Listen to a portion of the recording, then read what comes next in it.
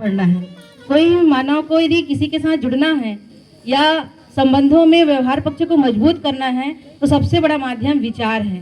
विचार से ही मानव मानव के साथ जुड़ पाता है।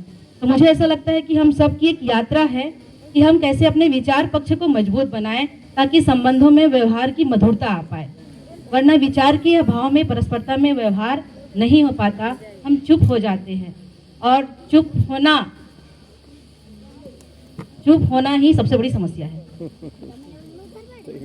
चुप हो जाना, मौन हो जाना इस दर्शन का उद्देश्य नहीं है। इस दर्शन का उद्देश्य है कि हम व्यवहार में कैसे खिल पाए मानव मानव के साथ। तो आइए इसी कड़ी में हमारे बीच 5 दिनों तक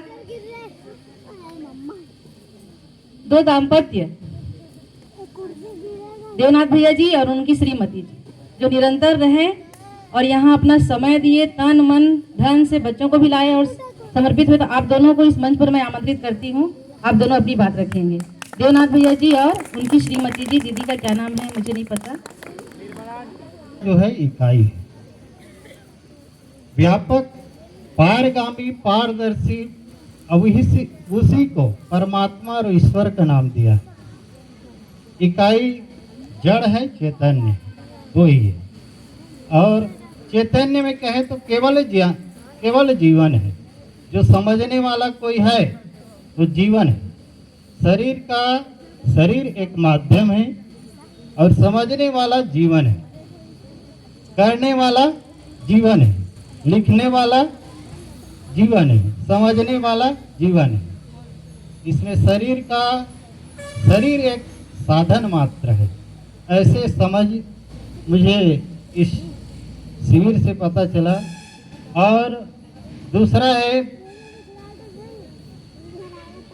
मानव जीवन ज्ञान में हमारे जीवन में जो 10 क्रियाएं हैं, ये 10 क्रियाओं के बारे में मुझे पता भी नहीं था कि जीवन में ऐसे क्रिया होती है। पहले बार जीवन विद्या में सुना कि वास्तविकन में मानव के पास 10 क्रिया होती है। जीवन की 10 क्रिया में ही ज्ञान है, जिसको ज्ञान कहते हैं। पहला है अस्तित्व दर्शन ज्ञान, दूसरा है जीवनी ज्ञान। जीवन ज्ञान में पूरे जीवन के ही बारे में बताया गया है। और सबसे पहले जो हमें क्रिया होती है वो चयन क्रिया। चयन में 2 क्रिया होती है, एक श्रम होता है, दूसरा व्यवहार होता है। श्रम हम जितने भी प्रकृति में हैं उससे मानवेतर प्रकृति से श्रम नियोजन से जो अर्थ होते हैं उसमें जीवन श्रम होता है प्रकृति के साथ। मानव के बीच में व्यवहार, तो मानव के बीच में चुगली भी होता है, लेकिन वो व्यवहार नहीं कहलाएगा।